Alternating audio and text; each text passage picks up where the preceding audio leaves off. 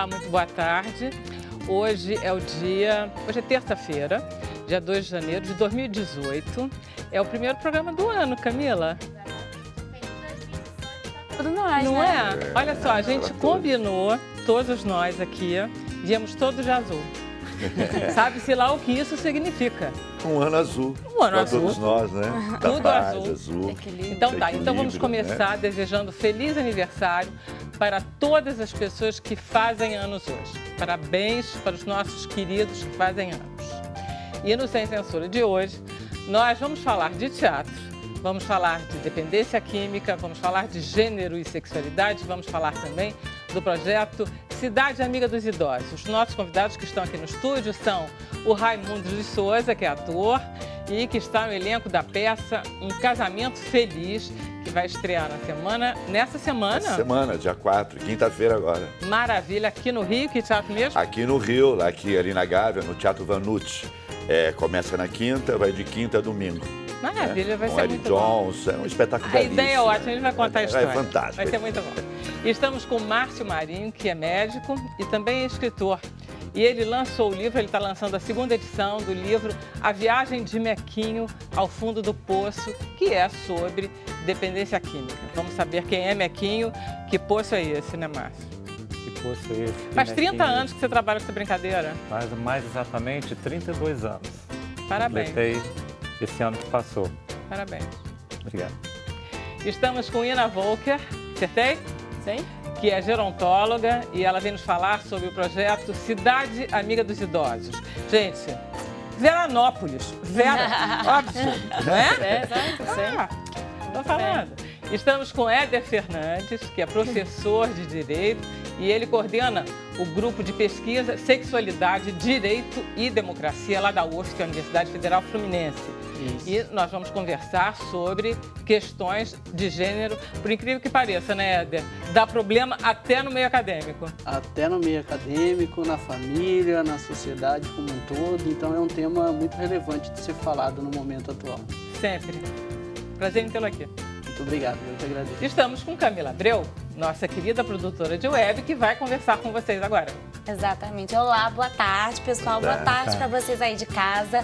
Para participar do Sem Censura é muito simples. Basta você entrar na sua rede social favorita, deixar o seu comentário ou enviar uma pergunta para os nossos convidados. Eu vou receber aqui e repassar para eles. Assim, todo mundo participa do Sem Censura. Maravilha. Vamos conversar agora com Raimundo de Souza, porque ele vai estrear na quinta-feira esse espetáculo, essa comédia, e a história é muito engraçada. Pode até contar, né, Raimundo? Porque Claro, dá vontade de ir. É interessante, porque é uma história muito atual, tem muito a ver com o tema Com que nós tudo vamos isso? falar hoje, tudo isso aqui, o idoso, no caso sou eu, Ah, é tenho você? filho e tudo. E a peça é o seguinte, é uma história, um casamento feliz. Quem não quer um casamento feliz, não é? Então é uma herança, uma família, a nossa matriarca, a tia Ivone, a famosa tia Ivone, deixa lá a herança para a família. E só que o filho queridinho, o sobrinho queridinho, que é interpretado pelo Eric Johnson, que é um grande ator, comediante e diretor da peça também, e ele que vai receber essa herança. Só que para receber essa herança ele tem que casar, tem que ficar casado 1 ano. Mas ele é um solteirão convicto, ele não quer casar. Então ele quer casar, ele arruma o advogado dele, que faz o João, faz um casamento de fachada com um grande amigo. Então, um casamento gay. É ótimo isso, quer dizer, Né? em tempos É modernos você pode Moderno, casar. É muito mais exatamente. garantido você casar com o seu amigo do que com uma sua amiga, uma namorada. Que depois vai querer ficar, namorar, não quer separar, já vai querer uma parte. Ele já combina antes, já tem uma porcentagemzinha e tal. E o pai, né, que é religioso, que eu faço, o personagem que eu faço, e chega, de repente, vai fazer uma viagem, quando chega, vê o filho, solteirão convicto, casado com um homem. Eu falei, meu Deus, que negócio é esse? E fazendo todo o jogo, tipo assim, Fazendo o papai sair do armário. O pai sair do armário, Tá. né? E esse cabelinho aqui é muito legal, porque foi uma novela que eu fiz, Pois é, como é que acabou, você ficou faz um Chanel. cara religioso, caretão, com esse cabelo legal, aí isso é bacana? muito Você tá gostoso. muito samurai aí. Porque o cabelo, ele é aqui, ele faz um franjão aqui, né? Ele fica assim, um chanelzinho, tipo o seu, assim, só que mais solto aqui e curtinho aqui. Então, é inacreditável porque eu entro assim, ele todo sério, de terno, gravata, religioso e tal. E quando ele volta, vê a casa totalmente transformada, um filho super moderno, né? Aí ele já entra, sai do armário e é muito engraçado. E as coisas, as situações, então vaudeville, né? Essa peça está há 4 anos na Espanha, na França, na Inglaterra, é um sucesso. Ficamos em São Paulo agora há 2 meses, foi um grande sucesso. E estamos aqui agora no Vanucci, sabe? Com um elenco maravilhoso. O Renato Rabelo, que é um ótimo comediante, a Rayane Moraes, que é uma princesa, a única mulher da peça, o João, o Eric Johnson, que também dirige o espetáculo. É muito gostoso o espetáculo, uma diversão para começar o ano bem azul, sorrindo e feliz da vida. É lá, um casamento feliz. Maravilha. Convido vocês tudo, que vocês vão ver que tem muito a ver com a sexualidade, com o idoso. A gente discute muito isso na peça e de uma forma muito gostosa. É uma peça americana. Não é francesa, autores franceses. É um vaudeville, né? Ficou em cartaz muito... Está em cartaz na França. Está em cartaz. O nosso produtor, o João, que foi lá, que faz o advogado, que ele também é advogado e faz o advogado na peça. Tá. Ele foi para a Espanha, viu a peça, gostou e falou, vamos montar essa peça. Aí nós estamos gravando uma novela. Quem é que traduziu? Foi o Flávio Marinho. Ah, Flávio é garantia de sucesso. Sucesso. A peça foi muito bem. É ótima, a peça é gostosa de fazer, é gostosa de assistir. As pessoas, quando terminavam em São Paulo, falavam assim, nossa, eu estou com dor de barriga, de tanto dar risada. Porque eu vou devir, quando você pensa que acontece uma coisa... e tem o oficial de justiça, que é o personagem, o principal personagem da peça é o oficial de justiça, que durante a peça inteira, para saber se ele mantém o casamento, para ganhar os 6 milhões de reais, né, que a tia deixou para ele, então tinha que estar casado 1 ano. Então, cada campainha que toca, é oficial de justiça. Então as pessoas já ficam todas assim, e o público vibra com a história, porque ele vai se envolvendo com a história e vai torcendo para que não seja o oficial de justiça que está chegando. E no final, aí vocês vão ver a cara do oficial de justiça. A gente tem um VT, vamos passar para a gente ver. Que legal. Vamos passar, vamos lá, Daniel. Você vai meter a mão em 6 milhões de reais. Então eu acho que eu mereço uma parte. Parte de quê? 10%. 3. 8. 4. 6. 5. Fechado. Ok. Mas olha, vai ter que parar de ficar gritando comigo. Tá bom, eu não porque a gente grito vai mais. perder muito tempo. Eu não grito mais. Chega. E eu quero um contrato. Que contrato de quê? Contrato. Nós somos amigos, não tem contrato. Olha o tom. Contrato de quê?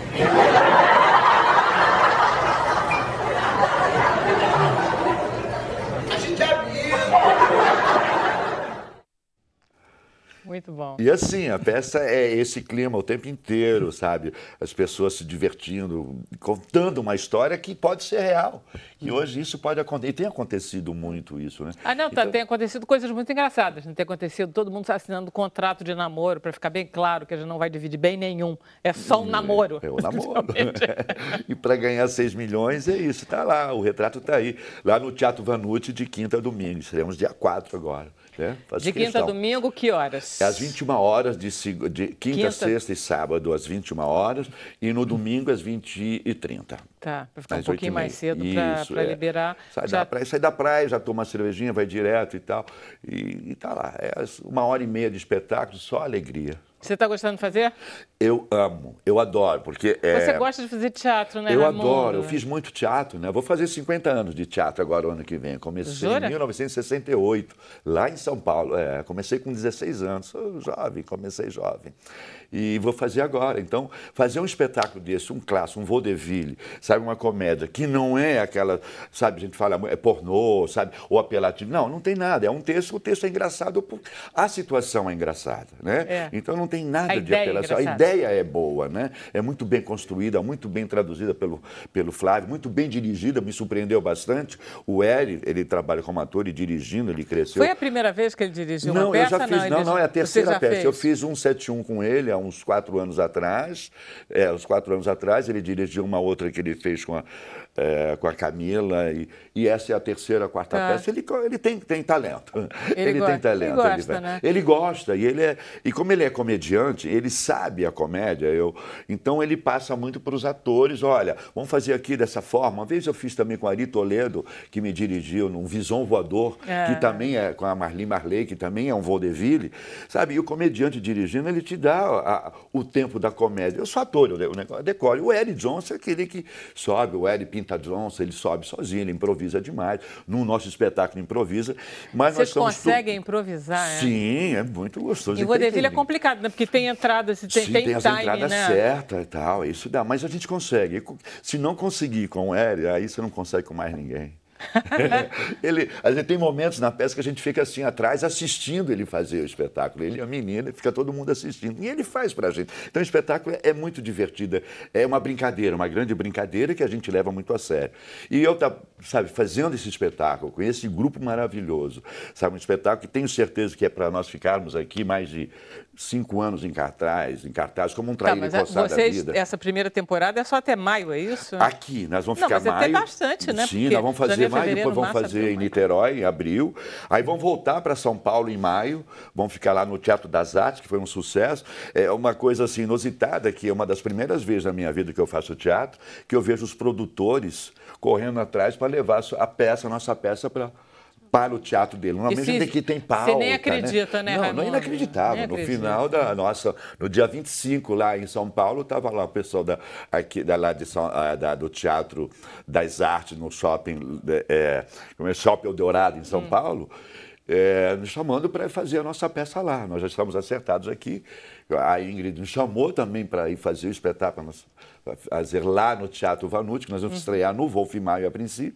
Aí saímos de lá, é muito melhor, no teatro, sabe, tem muito mais central. Mais central. E tem muito mais hábito, né? Hábito, e para lançar uma peça. E sabe, é difícil você fazer arte no nosso país, escrever um livro e tal, porque você não tem apoio. Não, teatro procurado é uma raridade. É uma raridade. Então é uma peça que é feita, sabe, não tem nenhum patrocínio, não tem nenhum apoio. É feito com a raça, com a improvisação do brasileiro, do artista brasileiro, entendeu? Muito bem. Então, acho muito legal pegar um teatro que já tem o seu público, é o Teatro Vanucci, um teatro conhecido, num lugar simples, para você guardar o seu carro com segurança, você entrar no shopping, descer, chegar lá, você sabe que vai encontrar seu carro.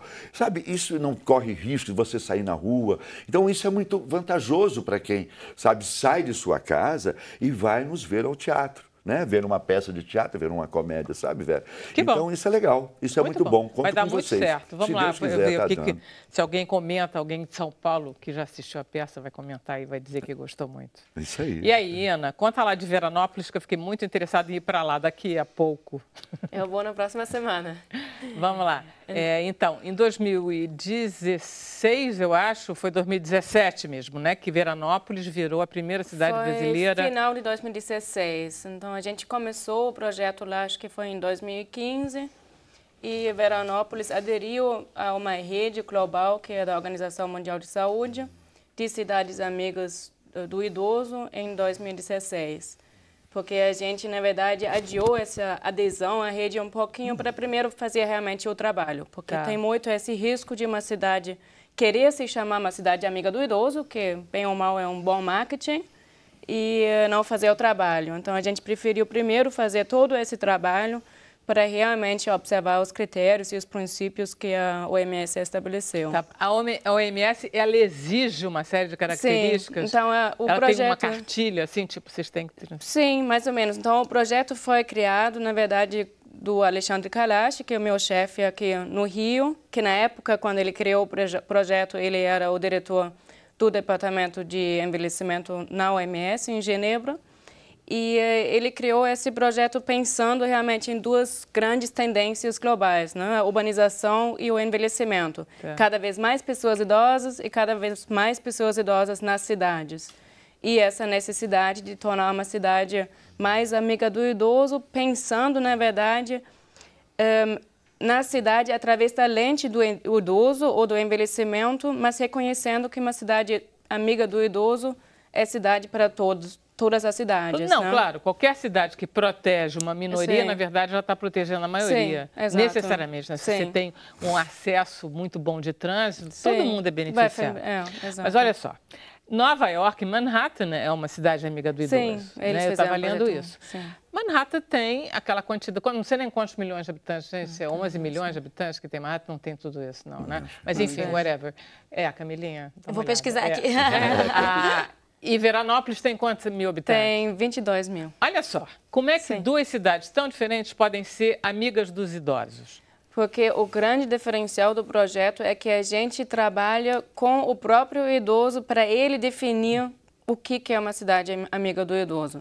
A gente não tem, tipo, uma listagem de aspectos que precisam ser implementados para que a cidade seja mais amiga do idoso. A gente trabalha junto com um parceiro acadêmico para fazer realmente uma pesquisa e trabalhar com o idoso para saber o que funciona bem em Veranópolis, quais são os aspectos que contribuem à qualidade de vida do idoso, quais são os problemas, o que vocês sugerem que o poder público, o setor privado, o que eles poderiam fazer para que vocês tenham mais qualidade de vida. Então, acho que isso realmente é o diferencial do projeto para que todas as cidades, independente do tamanho, do contexto também, né? Claro. Nova York, no país mais desenvolvido do mundo, e o Brasil com condições muito diferentes. Então, esse aspecto de realmente perguntar aos habitantes o que é para eles uma cidade amiga do idoso. Quantas são? Tem 8,5 milhões em Nova York e em Manhattan 1,6 milhões. Ah, tá. E é Manhattan que é a cidade amiga dos idosos, se não me engano? Não, é a cidade de Nova York mesmo, sim. Tá. Sim. Eu estava lendo, adorei a história. Se lembra daquele furacão? É 2004, né? Eu acho. Que o rabo do furacão atingiu Nova York. Teve uns brasileiros que ficaram isolados, choveu pra caramba. Lembra disso? Sim. Acho que Fátima Bernardes estava lá. Tem uma coisa dessa, não foi? E aí eles fizeram um projeto, eu adorei isso. A cidade amiga dos idosos, ela foi amiga porque eles descobriram que os idosos, nesse momento, eles ficavam isolados nos seus apartamentos e começaram a desenvolver uma depressão ferrada. E na verdade, era o isolamento, principalmente, não era, Ina? E também ficaram sem os serviços sem básicos, nada, sem né? Um idoso muitas vezes não tem um celular que talvez ao menos conseguiria fazer uma chamada de socorro. Muitas vezes não tem mais uma rede social que se preocupa aonde que está essa pessoa. Não tem a família. O frio, falta de comida, falta de remédios, serviços de saúde que talvez precisa com mais regularidade. E eles isolados, assim, sei lá, no 20º andar, imaginou, um velho isolado no 20º. E eles aí entraram em contato com 2.500 velhos, idosos, e atenderam. Muito bacana. É atencioso, né? Sim. Você. Não, e muitas vezes são realmente coisas muito simples que fazem uma diferença tão grande na vida, né? Muitas vezes quando a gente vai para um município e apresenta o projeto, eles pensam assim, mas é muito caro e sei lá, essas mudanças, porque eles normalmente pensam em acessibilidade física. Eles pensam em botar rampas, em botar degraus, escadas, tudo isso. Mas Cadeira na verdade é muito mais, né? É muito mais do que a acessibilidade física, vai muito além. E muitas dessas intervenções podem ser feitas com muito pouco recurso. É simplesmente pensar com carinho mesmo, como se disse, o que poderia fazer uma diferença na vida dessa pessoa idosa. Eu acho que uma coisa importante também que é legal para o idoso, que tem acontecido muito aqui no Rio, tem bastante isso, são as atividades, né? Sim. E isso é uma coisa, hoje você vai hoje na praia, em qualquer lugar, qualquer praça, hoje você tem academias né, com professores ali ajudando e tal. Sim. Isso é muito interessante. Né, E também tem outro projeto que talvez é mais nessa linha desse de Nova York, que tem o porteiro amigo do idoso, né? Aqui no Rio, principalmente com muitos prédios, o porteiro tem um papel muito importante, porque ele observa o idoso, ele sabe, na segunda-feira, às 8, a dona Maria normalmente sai para a fisioterapia. Hoje ela não saiu. Será que ela está passando mal? Então, ele já sabe um pouco do dia a dia do morador idoso e pode também, realmente, talvez ter o telefone do familiar e dizer, olha, sua mãe hoje não saiu. Dá um toque lá para saber se está tudo bem. ou também realmente dar uma ajuda com as compras, alguma Eu coisa me lembro assim. do Alexandre falando da importância dos porteiros de Copacabana, Sim. né? Porque Isso, Copacabana tem é um um bairro projeto, que tem mais antigo, velho, mais né? idosos Sim. ali, né? A gente não fala idoso. Não, Velho. é velho, eu sou velho, sim. eu sou um velho jovem, de Idoso cabeça da Eu jovem. até feição, você está prefiro adorando a pilha, Sim. tá Não, disfarçando. tem essa coisa, Sim. não, é velho, gay, é viado mesmo, entendeu? Tá bom, Não é isso. pode, cara. pode ser, não é, Sim. não é ofensivo. Não é ofensivo. Eu continuo falando idoso, mas mais porque muitas pessoas, eu acho que podem achar que eu falo errado, principalmente como estrangeira. Então, eu prefiro falar o idoso, que ainda é politicamente correto, mas eu concordo. É velho. E não Na precisa boa. inventar outra palavra. É velho, é jovem, né? Até porque velho não está associado a uma coisa ruim. Sim, exato. Então, Como é que é? Muito pelo contrário. Até porque velho não precisa ser associado a uma coisa ruim. Muito pelo contrário. Exatamente, Sim. exatamente. Gostei Fernando, disso. sim. Vamos fazer um intervalo? A gente volta já já com mais Sem Censura.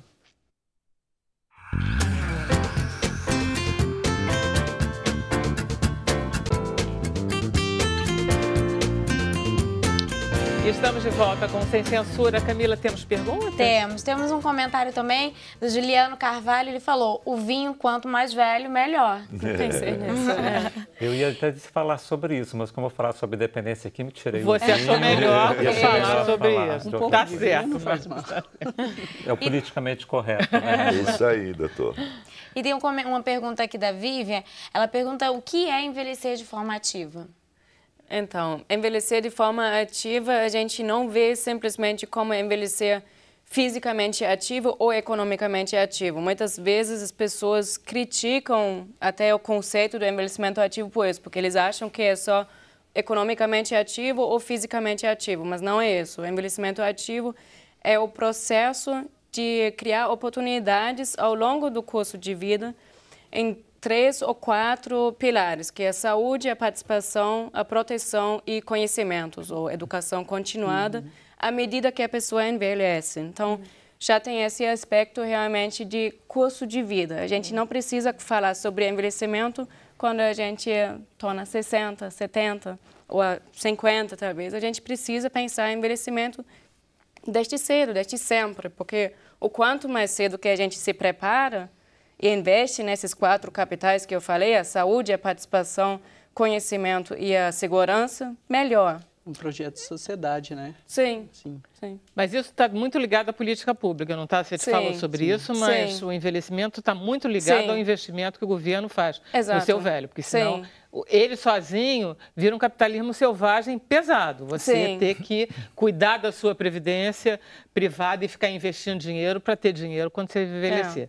É Não, o complicado. quanto mais cedo, melhor. É muito nesse sentido também em termos de hábitos, estilo de vida, porque realmente Claro. o envelhecimento, em grande parte, é determinado pelos nossos hábitos, saudáveis ou não saudáveis. Então, realmente, tem muito o que cada indivíduo pode fazer, mas a gente também não pode culpar a vítima, porque, assim, sei lá, pensando numa pessoa idosa que hoje está doente morando numa favela, não é a culpa da pessoa Não que é ela culpa está da pessoa. doente. Não tem É condições, porque né? são os determinantes sociais da saúde, a educação, a pobreza, a falta de acesso a serviços Uma de cidade que saúde, também atenda, tudo Olha isso. só, isso Ina, deixa eu te proporciona. perguntar. A Europa passa por um processo de envelhecimento há muito mais tempo do que Sim. nós, né?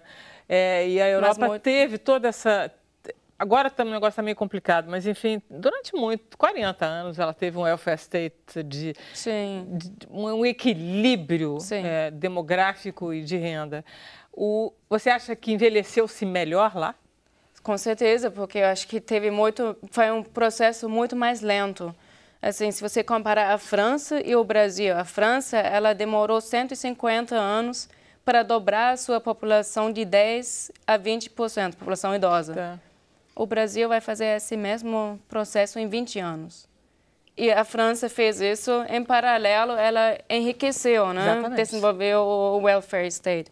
Já o Brasil, Como muitas coisas a gente tem que acelerar, porque sim, o nosso processo de modernização, né, ele tem sido feito em um período muito curto, né? Isso E tem é gerado sempre muitas de uma forma tensões. muito violenta e sempre Sim. muito desigual. É. sim. Né? Uma maturação que demorou um século, a gente está tendo que fazer em pouco tempo, né? Como a gente Sim. estava falando do Estatuto do Idoso, que é uma novidade, uma lei inovadora, Entretanto, a gente tem que implementar e correr atrás da construção de uma sociedade que precisa acolher o idoso, né? Sim. E que ainda não tem estrutura para isso. Né? O Éder, vamos lá falar um pouquinho sobre essa tua pesquisa. E quando eu estava lendo sobre você, essa tua pesquisa, eu estava vendo, acho que é uma matéria que saiu no Jornal Globo e fala que quando você discute na escola é pior ainda do que discutir na academia. Ou seja, na academia é difícil porque os professores não gostam muito. Há um desprezo com relação à temática. Segunda categoria, né? Sim, não é gênero ou sexualidade, não é um tema ainda muito, eu diria, relevante ou aceitável academicamente.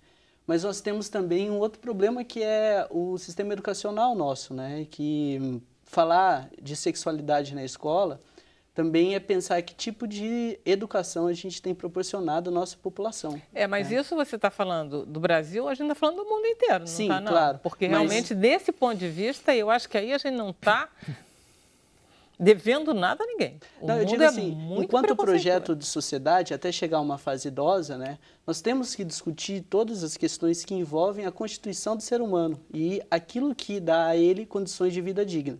Então, pensar a sexualidade é começar a realizar esse processo desde uma tenra idade, né? Então, não é só uma discussão acadêmica no nível universitário, é um projeto de sociedade. E ainda mais como a gente estava falando agora, né? De uma democracia que ainda é muito incipiente, é muito nova. Então, nós estamos falando de vários assuntos, acelerando um processo que, de certa forma, estava calado, né? E agora nós precisamos discutir para pensar o que é a nossa sociedade para o futuro. Né? Além do que, a gente, com a discussão de gênero separado da discussão da sexualidade, ficou muito mais complicado ainda.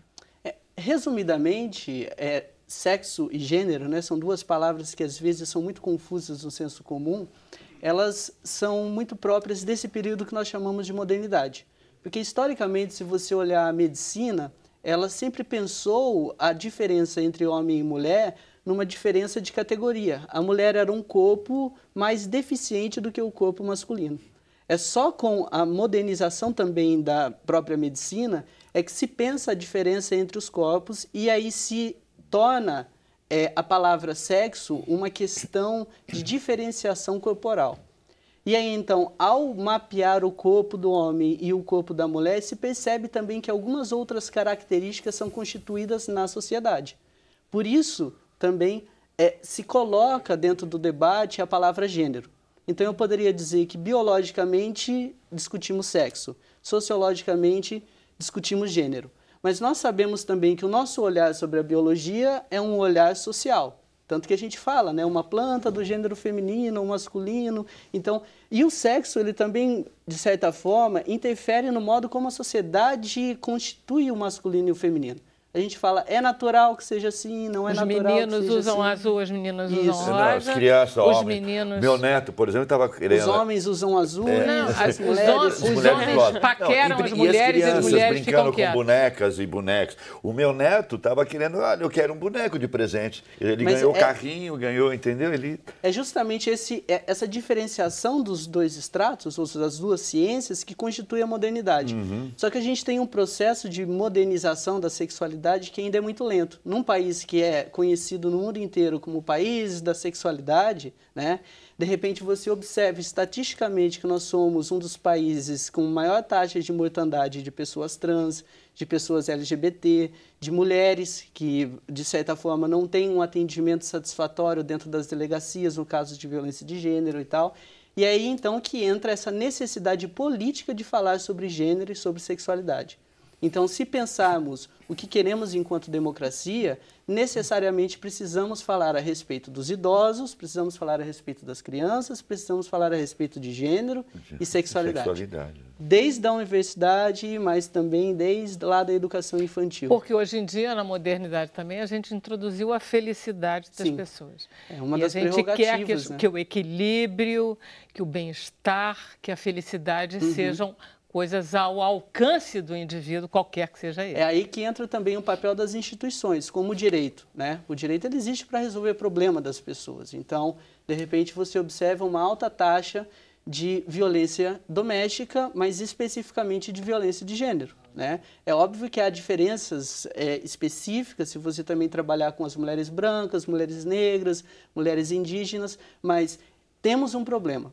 Aí, então, começamos a discutir uma lei específica chamada Maria da Penha para violência de gênero, violência doméstica, que nos traz também outras questões. Hoje a gente está discutindo violência, por exemplo, de idosos, a partir dessa questão doméstica. Estamos discutindo também violência em casais homossexuais, que os papéis masculino e feminino também estão presentes ali.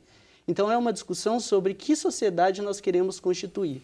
E é interessante porque, apesar de vivermos um momento em que há muita coisa sendo discutida e parece que os ânimos estão acirrados, na verdade isso é a verdadeira democracia. Porque num lugar onde você não pode falar a respeito do que podemos ser, necessariamente você está num sistema totalitário. Então, quanto mais falarmos a respeito disso, mesmo com todos os pesares, né, dessas dificuldades que temos para discutir esses assuntos, esse projeto ele vai se constituindo, né? Então, a gente começa a pensar com mais qualidade, eu diria, o que estamos vivendo enquanto gênero, enquanto sexualidade. Por isso a importância desse projeto e por isso também o direito tem que falar a respeito disso. E estamos conhecendo também os sujeitos agora a partir das suas características. O sujeito idoso ou velho, o sujeito transexual, o sujeito homossexual, a mulher a partir da sua postura feminista. Então, há qualificações do sujeito que mostram que nós estamos pensando de uma maneira um pouco mais cuidadosa ou sofisticada sobre o que queremos enquanto projeto de sociedade, né? Então, resumidamente, essa é a importância que eu vejo pessoalmente dos estudos de gênero e sexualidade no Brasil. E esse teu grupo de pesquisa, ele estuda alguma coisa específica em relação a direito ou não? Sim, nós estamos tentando interseccionar direito, e o direito ele é eu poderia dizer que ele é um intermédio, né, um comunicador entre várias áreas. A medicina precisa do direito. Você é professor de direito? Eu sou professor de direito, da Faculdade de Direito da Universidade Federal Fluminense. Mas dentro do direito, nós estamos também executando um projeto de democracia, um projeto de liberdade, de autonomia. São princípios que eu poderia dizer que estão previstos na Constituição. Então, estabelecemos um projeto e precisamos executar. O direito é um intermediador, com muitos erros, com muitos problemas. É óbvio que, por exemplo, a Lei Maria da Penha tem vários problemas que nós precisamos enfrentar, como qualquer outra lei. É óbvio que, ao discutir a prevenção à homofobia, transfobia, lesbofobia, nós ficamos lá, mas qual é a melhor técnica jurídica? Mas que precisamos falar, precisamos.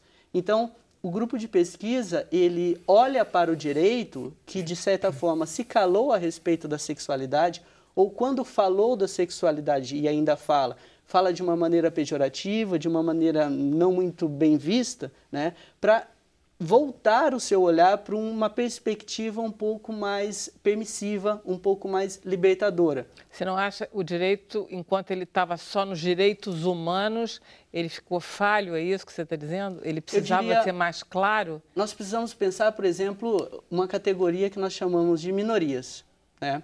Quando você fala minoria, você já estabelece uma hierarquização entre pessoas.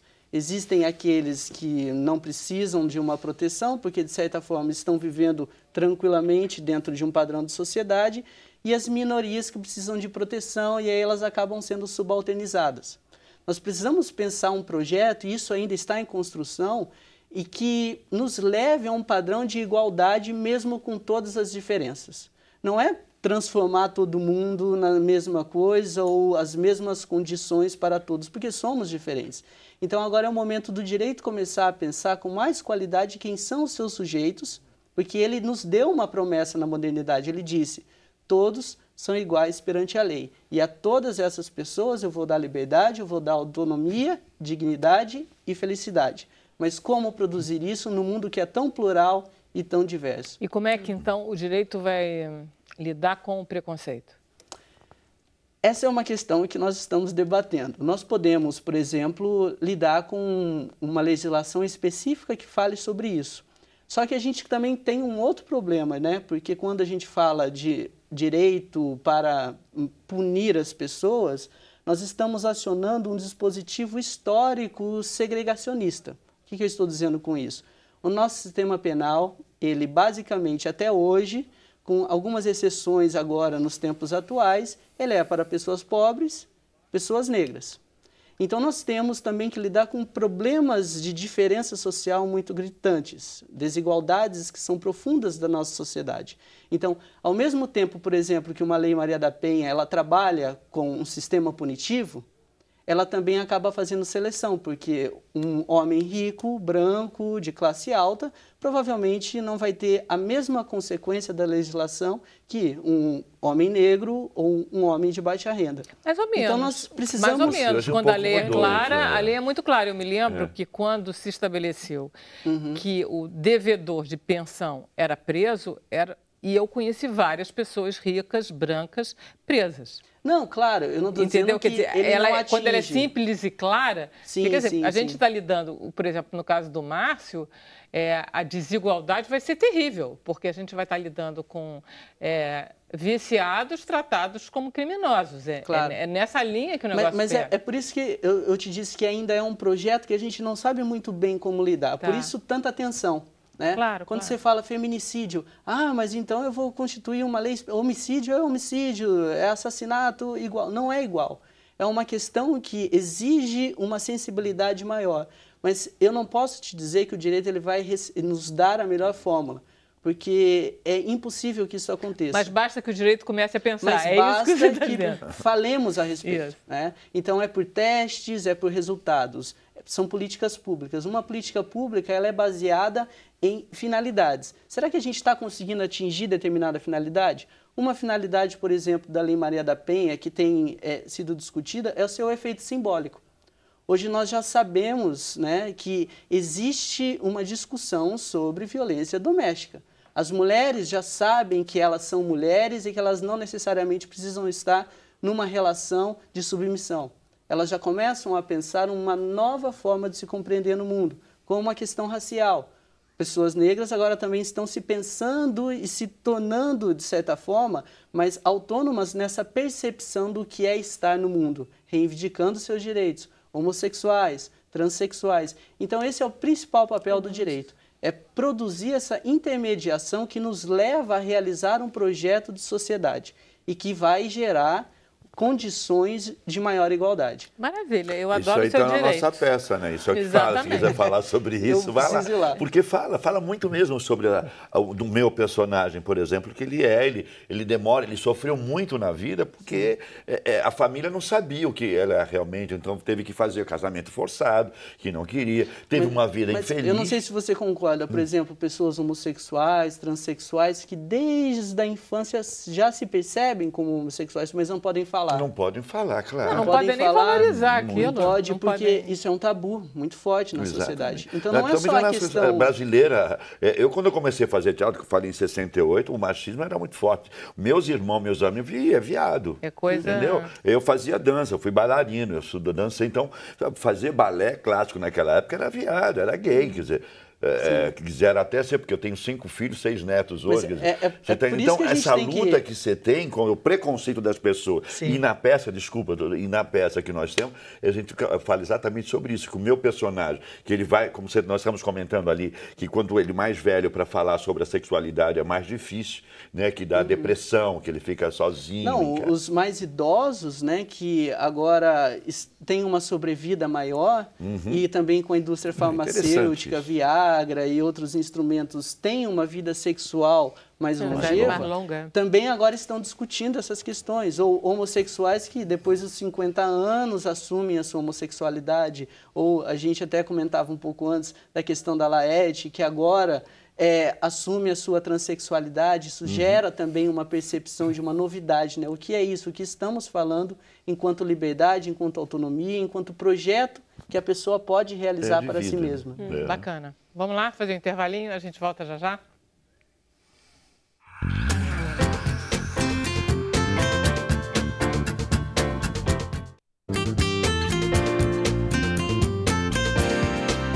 Então, voltamos com Sem Censura. Vamos ver com Camila se temos perguntas e comentários. Temos sim. Um deles é da Ana Pires. Ela gostaria de saber Ela comenta, muitos idosos se tornam melancólicos, sem vontade de sair e festejar. E ela gostaria de saber como evitar e qual o tratamento? Acho que a gente até comentou mais cedo, é importante ter um projeto, um propósito, né? A pessoa saber por que ela levanta, por que ela se arruma para ir para a rua, tipo, ela precisa ter alguma coisa realmente, um propósito. Eu tenho vários médicos que vêm aqui, sentam aí e dizem assim, eu digo para todos os meus pacientes, não se aposentem nunca. Pois é, a gente estava comentando isso também, de novo, o aspecto de gênero, né? A mulher muitas vezes não cai tão facilmente numa depressão quando ela se aposenta, porque ela, durante toda a vida profissional, também teve vários outros papéis a exercer. Principalmente o cuidado da casa, né? Cuidado da casa, dos filhos. O homem se aposenta e não sabe o que fazer em casa. Né? Sim. É isso. Temos mais um comentário aqui da Cláudia Colares. Ela quer saber do Helder o que ele tem a dizer sobre a ideologia de gênero que tanto se fala na internet. Nossa, muita coisa. O que é a ideologia de gênero que se fala na internet? Bom, primeiro, ideologia de gênero, enquanto discussão, ela se inicia na década de 90, né, dentro da Igreja Católica, como uma crítica a toda essa discussão. E hoje, politicamente, ela se torna uma plataforma, né, de angariar votos, eu diria. Como a sexualidade é um tabu, você falar ideologia de gênero, que estão atacando as nossas crianças, estão provocando a ressignificação da sua sexualidade e tal, ela assume uma dimensão, eu diria assim, um pouco mais catastrófica. Mas ideologia de gênero, na verdade, ela é uma forma de pensar a sexualidade, né? Então, eu posso dizer que, historicamente e antropologicamente, nós vivemos várias formas de gênero e sexualidade, né? Então, é um uso que eu diria político de uma discussão que eu não sei a que ponto nos levará. Né? Eu acho que a gente pode continuar essa conversa. Ela é um pouquinho longa, mas eu acho que no Facebook a gente dá uma continuadinha. Ela é maior do que a gente esperava. E eu quero muito conversar com o Márcio sobre o livro dele. Sim. Vamos lá, Márcio. 30 anos nessa brincadeira, não sei como é que você aguenta. 32. Olha só, eu queria alinhavar, porque eu acho que tem tudo a ver o que está se falando hoje aqui, e alinhavar isso de uma forma para causar uma reflexão, levar uma reflexão. A gente está falando de gênero, a gente está falando de sexualidade, a gente está falando de homossexualidade, a gente está falando de velhice e a gente está falando de viciados. Imagina essa coisa toda, né, gerando o que está trazendo problemas sérios hoje em todos os sentidos no meio social, que é a questão do preconceito, ou seja, a falta da autoridade para fazer o enfrentamento dessas questões. Né? E aí, pegando aquela sua palavra, né, viciado, é uma coisa que a gente tenta hoje tratar primeiro, porque se você for no dicionário e ver o significado dessa palavra, não pode se atribuir isso a um ser humano que está vivendo uma situação de doença. Ele não é nada daquilo ali. Não como é que a gente, pelo fato de usar drogas. Uma pessoa como é que a gente define o que a gente antigamente chamaria de um viciado? A gente define de uma forma pertinente essa pessoa que começou numa história com o uso de uma substância, que a gente chama de substância psicoativa, que vai atuar no sistema cerebral de recompensa e mudar o comportamento dessas pessoas, desse indivíduo. E, a partir daí, ele continuando uma evolução desse uso, ele vai atingir estágios, vai progredindo, chegar, por exemplo, numa situação de abuso, onde ele vai trazer, quando atinge esse nível, porque ele continua fazendo uso dessa substância, ele vai trazer problemas à sua vida, prejuízos de qualquer ordem, da ordem social, da ordem biológica, da ordem psicológica, da ordem legal, da ordem espiritual.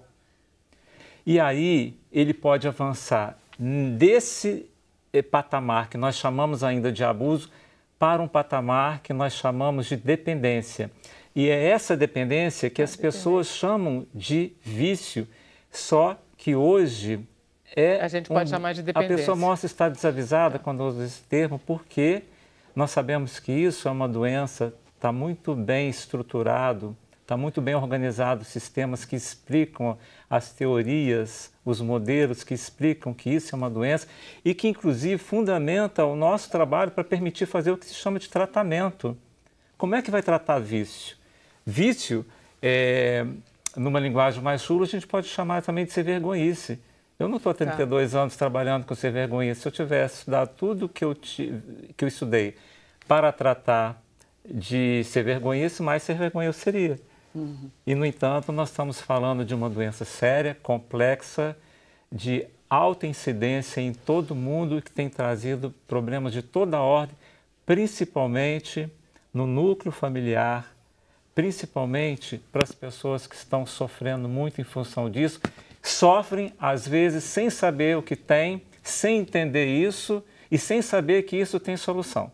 Que tem tratamento, pelo menos. Que tem tratamento. Eu acho que todos nós todos aqui conhecemos pessoas, ou fomos dependentes, ou conhecemos pessoas, ou vivemos com pessoas. Não existe possibilidade de nenhum ser humano estar alheio e fora desse problema da dependência. Não existe. Ou vícios não assumidos, né? Assim, porque existem... Não, mas ele está falando de dependência tóxica mesmo, de substância, né? Porque o caso do o cigarro, do Márcio, a bebida, a droga, cocaína, tudo, né? Tudo isso. Quer dizer que existem Nós estamos pessoas... falando de excessos. Eu costumo dizer que são doenças do excesso. Não é? Porque, por exemplo, água, por definição simples, também é considerada droga. O que é droga? É tudo aquilo que altera o funcionamento do organismo. Água em excesso, água em escassez, na medida não certa para um lado ou para o outro, pode causar um dano ao organismo. Assim, nós estamos falando dessa substância, a gente está falando aqui de uma questão de excesso. No seu livro, que é um livro ótimo, porque é um livro todo ilustrado, com texto fácil de ler, que é gostoso de você abordar o assunto, que é muito simples como livro e que fala das coisas principais, você diz que 10% da população mundial sofre desse mal. Ou seja, pode ser dependente. Sim. Isso significa que eu posso ser dependente, mesmo que eu não seja dependente na prática, mas é como se eu tivesse uma vocação para a doença, é isso? 10% tem uma marca que se eu se eu bobear, eu posso... Tem uma frase no seu livro que diz assim: a minha irmã bebe e não acontece nada com ela, o meu irmão toma um porre de vez em quando, não acontece nada. Eu sou um alcoólatra, você está entendendo? Eu não posso beber. E eu não posso beber. Claro que beber. estou entendendo. Isso faz com quem? Isso gera um problema, porque faz com quem tem o problema minimizar, negar, projetar assim, porque se ele pode, porque eu não posso. Exato. Então ele vive a negação do problema, o que vai dificultar o tratamento e vai complicar o estágio, vai adiantar o estágio desse adoecimento, né? Mas por que ele traz essa questão de pano de fundo? Quem é e quem não é? Porque aí tem uma questão que é da vulnerabilidade. Isso. Pessoas, esses 10%, Vera, está relacionado a uma vulnerabilidade. Essas pessoas apresentam uma vulnerabilidade para desenvolver um problema em relação aos de drogas. Não quer dizer que todas vão desenvolver esse problema. Claro que não. A questão é que nós não sabemos, ainda hoje, com todo o avanço científico, nós ainda não temos um sistema eficaz, eficiente, que aponte assim, essa pessoa vai se tornar dependente químico ou dependente comportamental. Então, ainda é uma roleta russa. Começa toda essa questão com a experimentação. Ela pode experimentar, não ter problema, ela pode fazer um uso ocasional, em festa, de forma recreativa, mas se ela continuar esse uso, ela pode extrapolar e ir para um uso mais intenso, mais frequente, aí começar a trazer problemas para a sua vida. Problema de natureza física, de natureza biológica, de natureza psíquica, de natureza social, de natureza espiritual. Quando começa a dar problema, não é? Aí a gente já chama redundantemente essa questão de uso problemático. Essa questão já precisa ser alvo de atenção no tocante aos cuidados em relação à saúde.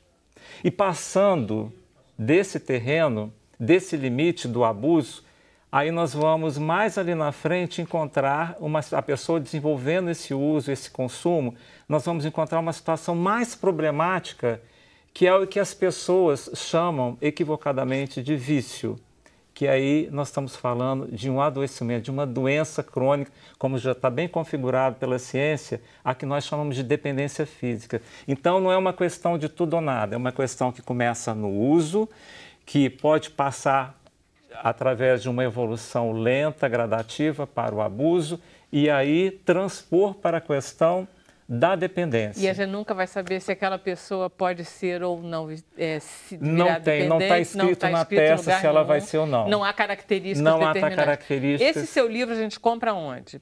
Esse meu livro está à venda aqui no Rio em algumas livrarias e no site da editora, que é a Criativa Leitura, www.criativaleitura.com.br. Esse livro, você acha que ele é bom para esclarecer um adolescente, um adulto? Qual é o público-alvo desse teu livro? Esse livro, ele foi escrito tendo como população-alvo os adolescentes. Por isso que a linguagem foi cuidada no sentido das ilustrações, de uma linguagem bem visual, textos breves, para comunicar com o adolescente de forma apropriada. Mas ele é um livro que nós dizemos o seguinte, é um livro para jovens de 8 a 80 anos, porque as pessoas dessa grande faixa etária, com todas essas transições, têm condições de entender, porque é uma leitura simples.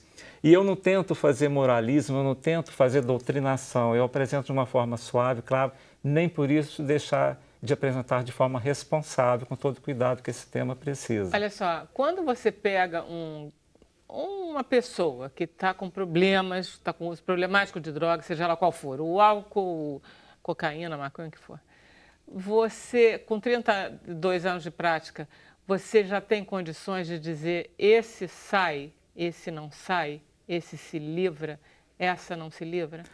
Não, você está falando o que a gente chama de medicina de prognóstico. Isso é difícil, porque o determinante que vai, claro, ela tendo todo um aparato de tratamento, que hoje nós temos uma série de recursos que até há 32 anos nós não tínhamos, mas o que fundamenta, o que vai indicar o sucesso desse tratamento, que a gente chama de estado de recuperação, uma vez que não existe cura para essa doença ainda, é uma coisa que nós chamamos de vontade, de desejo sincero. E o que nós, profissionais de saúde que atuamos nessa área, fazemos nada mais é do que tentar estimular esses potenciais que naquele momento nele estão impossibilitados de entrar em ação, porque essa mesma vontade está comprometida, todo o nosso alvo, todo o nosso direcionamento para o início do tratamento é exatamente tentar mobilizar essa vontade. Não uma vontade que diz assim, olha, eu estou com vontade, olha, eu estou com vontade e vou fazer isso.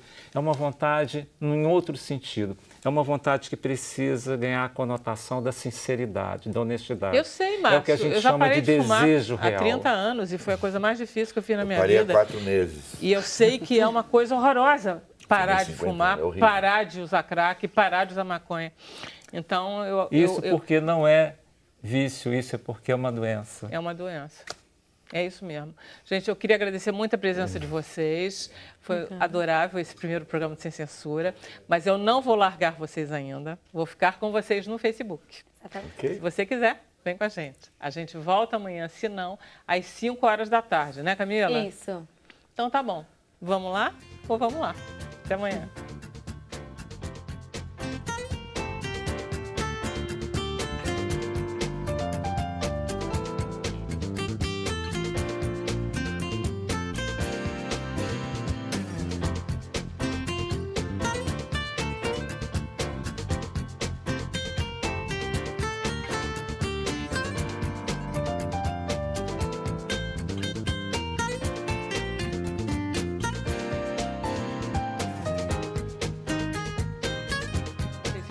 E aí eu vou passar a palavra para o Márcio. Márcio, repete a sua frase que você estava dizendo para o Raimundo. Eu estava dizendo para o Raimundo que dentre todas as dependências, aí eu estou falando, aí eu estou englobando as outras dependências, porque as mais chamativas, mais conhecidas, mas as que estão ficando mais epidêmicas hoje, estão ganhando um caráter epidêmico, são as dependências comportamentais, dependência de sexo, dependência de internet, que são as técnicas de dependência de aparelho celular, de Virtuais, WhatsApp, etc.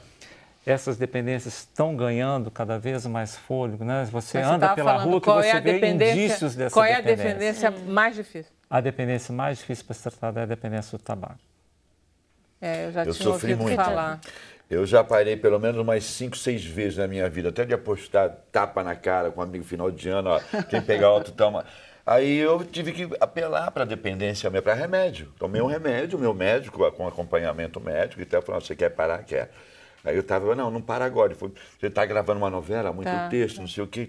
Aí quando eu comecei a ensaiar essa peça, Um Casamento Feliz, o Ellie Jones falou assim, o que está acontecendo? Você não consegue, sabe, assimilar o texto, não consegue decorar o texto, porque... Era o cigarro? Era o cigarro. Era uma abstinência. Abstinência, sabe? Porque eu estava perdendo, tirando aquela coisa do meu organismo, aquela coisa horrível. Quer dizer que você está em plena luta? Olha, só 4 meses que eu não tenho necessidade. Eu tive, assim, logo no início. Aí depois, como eu tenho vontade, eu quero e vai fazer bem, pela minha idade, 65 anos de idade, e é um momento, eu pratico esporte, gosto de esporte, e eu preciso disso para melhorar minha qualidade de vida, né? Então eu fiz esse esforço. Minha mãe falou assim, não, agora você vai parar. Mas eu não consigo ter aquela boa vontade de chegar, vou parar, como na hora que você parou não tinha nada disso, ou para ou não para. Não, foi né? foi na grossura e foi horror. E tem uma coisa perversa E eu quase nisso, voltei Vera. agora. Quase 30 anos depois. Vera, tem uma coisa perversa nisso, que hoje o Raimundo não fuma mais por prazer. Ele fuma de tanto em tanto tempo, de repente 20 em 20 minutos, que é o tempo que dura o efeito da nicotina na circulação sanguínea e seu efeito cerebral, para nada mais nada menos aliviar os seus sintomas de abstinência. Aquele desconforto, aí fuma, mas é para aliviar já o desconforto, acima de abstinência. Não é mais para sentir prazer. Gente, eu cheguei à conclusão que nada dá prazer. A única coisa que dá prazer é disciplina. Não, porque realmente comer não dá prazer, porque você come e engorda, é um horror. É horrível, né? Beber não dá prazer porque você cheira Fica cocô, é um horror. fala besteira. Fumar não pode... Rapaz, a única Mas coisa é que dá questão do certo excesso, mesmo bem é você não fazer Ir pra nada. academia, na comida, né? sabe? Deixa eu passar a palavra à Camila. Camila está cheia de perguntas e comentários. Tem. Uma delas é do Gabriel Menezes. Ele quer saber o que te levou a escrever o livro. O que me levou a escrever o livro é porque eu entendi que por meio do livro e dentro dessa proposta do livro, eu podia fazer aquilo que eu ainda não tinha feito, porque eu atuei sempre em atenção terciária, que eu fui diretor de clínica, né, de hospitais, de unidades de intoxicação, e eu queria muito trabalhar com a coisa que eu acho tão importante quanto o tratamento, ou até mais em determinadas situações, que é a prevenção. E o livro foi um instrumento que eu usei para fazer desse jeito, com esse escopo, um meio de fazer prevenção. Você tem toda a razão. A prevenção para você é quase um desejo, né? De você conseguir descobrir uma forma de prevenir uma coisa que você convive todo dia, né? E tem como, Vera, até nas fases mais complicadas, por exemplo, eu falei de uso, de abuso de dependência, que são os 3 estágios de evolução dessa doença, pode levar a essa doença, a prevenção pode... Todo mundo acha que a prevenção é só para evitar o uso. A prevenção pode entrar em qualquer uma dessas fases.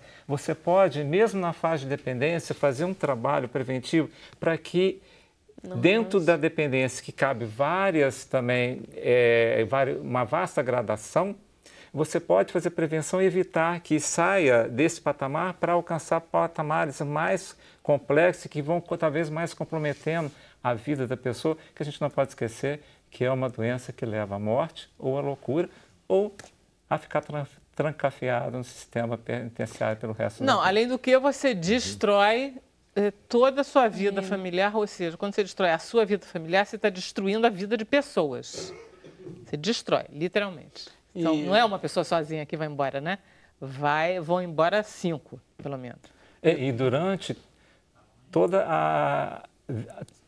a existência, a permanência, a evolução dessa doença no âmbito familiar, todo esse tempo é pautado por conflito, é pautado por muito sofrimento. Muito sofrimento. E a gente não pode esquecer, e aqui tem pessoas que podem falar isso muito bem, que as dependências trazem uma coisa que as pessoas não levam em conta porque acham que é dramatizar demais essa questão, que é a palavra sofrimento. Sofre muito essa pessoa.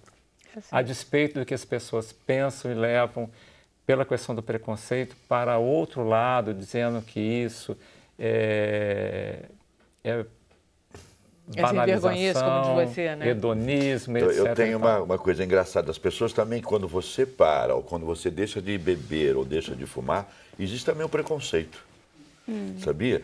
Porque meus amigos, por exemplo, atores, eu jogo bola, tenho futebol, eu parei de beber. Eu fiquei 3 anos sem beber e 1 ano e meio sem fumar, numa dessas paradas.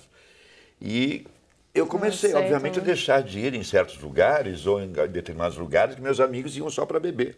Então, para até evitar. Isso é óbvio, a gente tem uma hora que você não sai mais para encontrar os amigos, você sai para beber. Sai para beber. Então, eu falei, não posso ir mais naquele grupo porque aquilo bebe-se demais. Então, terminou o futebol, eu tomava meu banho e ia embora, não ficava mais na resenha para não beber. E eu comecei a ficar antipático perante meus amigos. Meus amigos falaram, o Rai não liga mais, sabe, não telefona mais, não sai mais, não vão mais dançar, não vão mais num restaurante tomar um vinho, nada, sabe? Então gera um preconceito também quando você deixa de beber ou de fumar. Você sabe que eu tenho uma amiga minha que é alcoólatra. Eu adoro essa história que eu pergunto a ela. Outra coisa, essa história que todo mundo fala de beber vinho, né? Porque tem essa história, né? Vamos para o restaurante beber um vinho, apreciar um vinho. Isso nada, velho. Isso tudo é procura de barato, né? Eu quero, entendeu? Eu quero beber, entendeu? Não, esse negócio do vinho, tá todo mundo... De repente tem 50 mil enólogos no Brasil. Que isso agora? Agora é o gin, né? A fase agora do você gin. Agora é gin. Cerveja artesanal. Camila, vamos lá. Que não engorda e tal, que você pode beber. Mas E as cervejas Mas também. isso que o Raimundo falou é muito importante. De como ele é aceito, quando ele, por exemplo, tenta evitar esse comportamento, como é que o grupo dele reage. A gente volta a falar de uma forma estranha de preconceito novamente. Exatamente, das mesmas Mas formas eu que acho você que bebe ou que não essa bebe. questão, né, até aproveitando o ensejo da importância do livro, né, a gente não fala disso num processo educacional. Quando a gente fala de drogas, a gente fala de uma maneira assim muito pejorativa e muito misteriosa. E né? como se a gente não tivesse nada a ver com Como isso. se Olha não só, são os tivesse- bandidos, os marginais, nunca nós. Nós não temos um processo de... Mesma coisa, Não com vai dar certo, envelhecimento. né? de Não vai dar construção certo, de uma autonomia sobre drogas que podem gerar vícios e tal, né? Nós não falamos a respeito Não, disso a gente com não fala o qualidade. quão a gente pode ser vulnerável a uma droga. Claro, então eu acho É que fácil você isso faz obter parte hoje de um a É a droga. mesma processo. coisa Criança com o no envelhecimento. Ninguém Ninguém acha que faz. vai envelhecer. Não, A gente são não- os outros As que pessoas são não os... entendem que o que a dependência faz, o próprio nome está dizendo, não é? Que é comprometer aquilo que o indivíduo tem de mais importante na vida, que é a autonomia. Se trata a dependência com o quê? Com independência. Sim.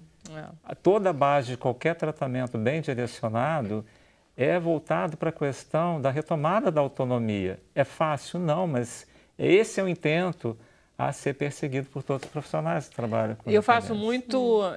eu sou membro do Vigilante do Peso. E eu me lembro, a monitora, ela sempre diz, por que a recompensa para um bom resultado tem que ser um doce? Por que entendeu? Ou seja, você emagrece 10 quilos, qual é a recompensa? Um bolo de chocolate.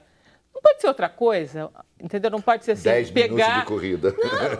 Vai, encontra um amigo que você não vê há anos e Uma conversa roupa- 5 minutos. Também. Qualquer coisa. As recompensas são esquisitas, né? Sim, é só que a gente tem que entender também que a questão das dependências, todas elas, tanto químicas quanto comportamentais, fazendo uma alegoria, elas representam, simbolizam a ponta de um iceberg.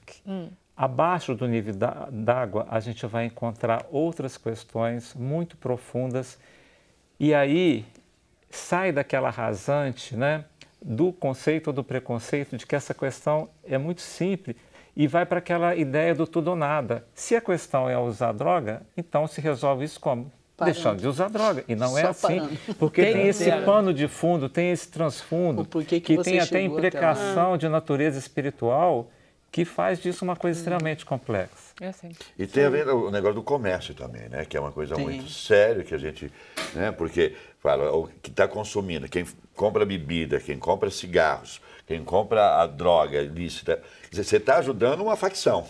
Entendeu? Uma Souza Cruz. Legalizado ou alguém, não. alguma coisa você está ajudando. Então, você é marginalizado, né? Porque você está ajudando a trazer armas. Né? Porque hoje na favela, hoje você briga por espaço. Por que é aquele espaço? Para vender a droga. Certo? Antigamente, quando eu morava ali no Vidigal, morava ali no Tambá, o rapaz, o traficante, foi criado pela tiazinha do lado. Então ela ficava doente por uma pessoa que ele ia lá socorrer e esse traficante, né, que morava ali, ele ajudava as pessoas. Hoje não, hoje teve, não, ali vem demais na Rocinha. Então o cara que vem lá de Niterói, os bandidos vêm para matar e, sabe, tirar. E isso é uma coisa muito séria, porque, sabe, se você tem a droga, se entrou a droga no país, você tem a droga, você tem o armamento, essas pessoas se reforçam, né, com arma para poderem ficarem poderosos e vendido tudo através da droga. Então isso é uma coisa muito séria que tem que pensar, é lá de cima. Agora, está muito claro no nosso país quantos deputados, quantos vereadores aí em cima, empresários que estão e ajudam, sabe, a droga, viver do armamento. Camila, temos mais perguntas? Temos. Vera, nós fizemos uma pergunta na internet. Como vocês acham que a cidade amiga do idoso deve ser? E uma das respostas é da Márcia Maria Fialho. Ela diz que muitas coisas podem ser feitas para o idoso, desde melhores acessos na rua, em lojas e shoppings, até a maneira como vem as nomenclaturas de cosméticos, shampoos. São letras minúsculas que o idoso não consegue diferenciar. É verdade. Adorei essa. O shampoo do condicionador, por exemplo, já que dificilmente eles tomam banho de óculos. Além de... Até no supermercado também. Sim, no supermercado você não consegue ler os ingredientes de um produto. De nenhum produto. Na Alemanha, pois, ou não sei, talvez também em outros países, mas lá que eu vi que o carrinho, ele já vem com uma lupa. Olha que interessante. Para você poder São ver. coisas tão, às vezes, que só quando você chega... nessa idade. Quando nessa você idade precisa. que você começa... Sim. E aí ela diz assim... Lupa para o povo, né, gente? Sei lá, ou também as estantes não tão altas, né? Porque muitas vezes a pessoa não consegue alcançar um produto que está lá em cima. Muito bom, Flávio. Projeto político aí, algum candidato. Distribuir Vou lupas mostrar aos uma idosos. empresa, vou fazer lupa para os Eu mercados. gostei bem da ideia de que no banho você não entra de óculos. O que não é verdade. Não, mas a gente fala muito... Eu não sei não se eu uso óculos, mas eu entro de óculos no banho. Eu esqueço que eu entro, mas eu não... Aproveita e lava ali. E é verdade, eu já usei o creme, o condicionador, né? Sim, usou errado. Porque a única diferença é que um tem a cabeça para baixo, outro para cima. Né? E ambos é difícil para abrir. Mas na hora que os você olhos ficam ardendo, você não sabe o que é o quê. Não sabe o que é o quê, né, doutora? Ainda no hotel que tem esse pequenininho, você nem consegue ver nada, né? Chega. É verdade, é verdade. Isso tem que pensar mesmo. Sim. Bula, Não, você a não gente... consegue ler uma bula, vai tomar um remédio, você vai tomar que como? viesse a lupa Eu boto acoplada. meu óculos e ainda tem que botar a lupa. A não ser que viesse lupa acoplada e paciência em altas doses para ler. Ninguém te perturba assim, olha, na fila. Não, deixa eu ver o que está acontecendo. Passa o dia todo. Mas a gente discute muito a questão do design, realmente. Do design amigo do idoso. Tanto que no ano retrasado, agora a gente fez o Fórum Internacional de Longevidade sobre esse tema, design e serviços amigos do idoso. Também arquitetura, né? Tipo... Maravilha. Bacana. Camilinha, quando você mandar, eu termino. Tem mais uma aqui, Tá. mas essa... Vai demorar 7 horas. Então tá, a gente pode deixar o telespectador. Fala. O Emerson França, ele pergunta como falar de gênero com os jovens. Começando a falar. Falando de si mesmo, não pode? Eu acho que a maneira mais interessante de constituir uma sociedade é pensar uma sociedade autônoma, né, como a gente estava falando. E como produzir autonomia? Conhecimento e informação. Não é possível que uma pessoa que tenha conhecimento, tenha informação, tenha possibilidade de ser, ela não possa fazer decisões que são certas para a sua vida, né?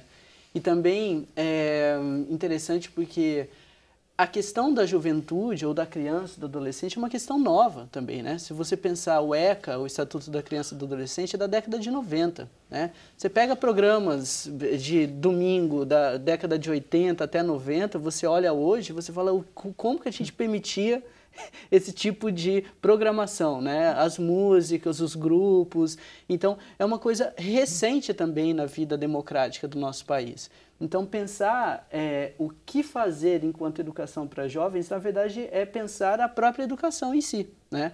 Então, começar a falar da sexualidade, começar a falar a respeito da liberdade, o momento em que você vai decidir a sua primeira relação, o momento em que você vai se perceber a partir da sua identidade de gênero, a sua orientação sexual. Isso não é doutrinação. Isso é autonomia e conhecimento, né? Por isso a questão da ideologia de gênero. É engraçado, né? Eu estava pensando que de quando eu era criança até agora, que eu já tenho várias gerações depois de mim, como a problemática da sexualidade, ela ainda é dificilmente tratada dentro de uma família. Mas aí, ela ainda é cheia de problemas. Quer dizer, as pessoas ainda se perguntam, como é que eu vou lidar com isso? Mas, quer dizer, é porque a gente ainda não tem naturalidade nenhuma. Me permite só uma parte, Vera. Eu acho que essa questão, a gente meio quando fala da família generaliza. Certamente. Eu acho que a questão da sexualidade, antes de tudo, uma questão nossa. Quando leva essa questão para a família, é a questão da sexualidade dessa pessoa, dessas pessoas da família que está em questão. Uhum. Mas eu queria... E aí usa esse jargão da família, mas é a sexualidade da pessoa, do pai. Como é que é isso? Como é que está isso? O que é isso para ele? Pois é, mas é isso que eu estou dizendo, a gente não consegue ainda, tem uma questão que não é... dos anos 40 até não hoje. É só geracional, né? Porque hoje falar de sexualidade é também lidar com a internet. Porque se nós não falarmos na escola, para os jovens, para as crianças e adolescentes, eles vão encontrar essa informação e de maneira muito mais deturpada. Né? Ah, não, hoje em dia está muito melhor do que antigamente, gente. Muito menos deturpada do que antes. Não, eu digo, você não tem ideia do que eu digo deturpada, claro, assim, mas eu digo deturpada no sentido da produção da autonomia, porque geralmente você vai para a internet, né, acessa filmes pornôs e informações que não são bem depuradas na criança e no adolescente. Então, se a gente não fizer esse processo, a gente vai produzir também uma geração que não vai saber lidar com essa informação. Não é só uma questão de disputa entre família e sociedade. É também uma nova geração que agora chegou e que está sendo educada pela internet. Se a gente não se adiantar nesse processo e também entender que se a gente não falar, alguém vai falar e vai falar de uma maneira muito mais viciosa. Eu acho que as pessoas, voltando ao teu assunto de família, eu acho que o problema grande das famílias é que os pais, quando conversam com os filhos, não falam de si mesmos. Sim. Eles falam de mundos ideais. Como e isso não dá certo. É. Não dá certo para drogas, não dá certo para sexo, não dá certo para vida nenhuma. Porque eles falam de outras pessoas que não são eles mesmos. Eu nunca vi um pai chegar para um filho e dizer, não, meu filho, quando eu tinha 15 anos eu me droguei isso, não sei o quê, tomei 5 potes, foi um horror, experimentei cocaína. Não vejo. É um mundo ideal. Eles nunca... Eles são perfeitos. Ele não vai admitir. E olha a sincronicidade. Não vai querer dar um falando exemplo, de sexualidade, falando de dependência química. Essas duas coisas estão mais ligadas do que a gente pode pensar.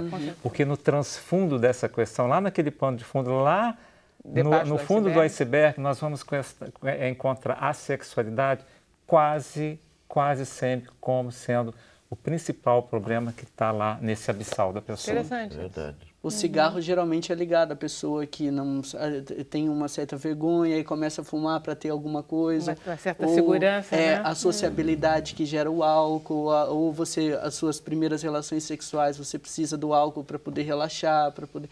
Então, são coisas que se ligam, né? E se a gente não falar, a gente não consegue produzir uma sociedade com qualidade. Gente, esse programa não vai acabar nunca. Não. Mas, enfim, é um bom começo. Vocês vão bom, desconfiar. início do ano. A gente volta amanhã com mais Sem Censura. Obrigado, gente. Foi um prazer. Obrigado a vocês. Feliz ano novo. Isso. Saúde e paz. Tudo muito bom.